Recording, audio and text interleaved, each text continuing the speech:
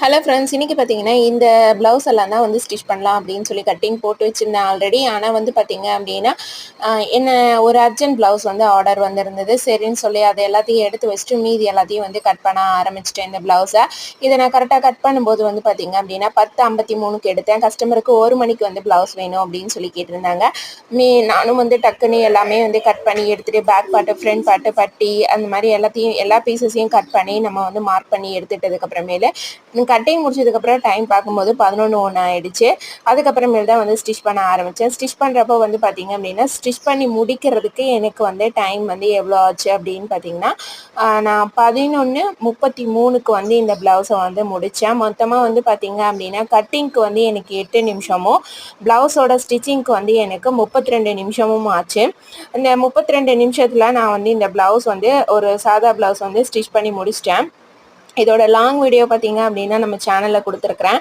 எந்த மாதிரி மெத்தடில் நீங்கள் வந்து ஸ்டிச் பண்ணீங்க அப்படின்னா உங்களாலேயும் வந்து ஒரு அரை மணி நேரத்துக்குள்ளார சாதா ப்ளவுஸ் வந்து ஸ்டிச் பண்ணி முடிக்க முடியும் அப்படிங்கிறது நான் வந்து ஃபுல்லாக ஷேர் பண்ணியிருக்கிறேன். அதுக்கு எந்த மாதிரி நீங்கள் ப்ராக்டிஸ் பண்ணணும் அப்படிங்கிறதும் வந்து ஷேர் பண்ணியிருக்கேன். ஒன்றுமே கிடையாது. நீங்கள் எப்பயுமே வந்து பார்த்தீங்க அப்படின்னா ஸ்டிச் பண்ணுறப்ப நீங்கள் வந்து டைம் வந்து செக் பண்ணிக்கோங்க. ஒரு ப்ளவுஸை எப்போ எடுக்கிறீங்க அப்படிங்கிறதையும் அந்த ப்ளவுஸை எப்போ முடிக்கிறீங்க அப்படிங்கிறதையும் வந்து செக் பண்ணி நீங்கள் வந்து ஸ்டிச் பண்ண ஆரம்பிச்சிங்க அப்படின்னா உங்களோட கவனம் முழுசுமே அந்த ப்ளவுஸ் தைக்கிறதுலையே தான் இருக்கும். நான் வந்து அரை மணி நேரத்தில் இந்த ப்ளவுஸ் ஸ்டிச் பண்ணேன் அப்படின்னாலும் இதில் வந்து நான் ஒவ்வொரு பார்ட்ஸுமே வந்து பார்த்து தான் வந்து ஸ்டிச் பண்ணியிருக்கிறேன். அப்படியே வந்து நான் ஸ்டிச் பண்ண கிடையாது. ஏன்னா வந்து இதில் சப்போஸ் ஏதாவது மிஸ்டேக் ஆகிடுச்சு அப்படின்னா எல்லாமே கரெக்டாக தான் இருக்கும் அப்படிங்கிற ஒரு எண்ணத்தில் நான் வந்து ஸ்டிச் பண்ணிட்டேன் அப்படின்னா ஏதாவது வந்து தவறுதலாக தெரியாமல் மிஸ்டேக் ஆகிடுச்சு அப்படின்னா அது வந்து ஃபுல்லாகவும் வந்து நான் தான் பிரிச்சுட்டு ஸ்டிச் பண்ணுற மாதிரி இருக்கும். அதனால் வந்து நீங்கள் எந்த அளவுக்கு வந்து ஸ்பீடாக தைக்கிறீங்களோ அந்த அளவுக்கு வந்து கரெக்டாக தைக்கணும். அதுதான் வந்து ரொம்ப ரொம்ப ஒரு முக்கியமான விஷயம். ஃபஸ்ட்டு நீங்கள் கரெக்டாக ஸ்டிச் பண்ண பழகுங்க. அதுக்கப்புறமேல ஸ்பீடாக ஸ்டிச் பண்ண பழகுங்க. அந்த மாதிரி தான் நானும் வந்து பழகினேன். அப்போ தான் நமக்கு ப்ளவுஸில் எந்த மிஸ்டேக்ஸுமே வந்து வராது.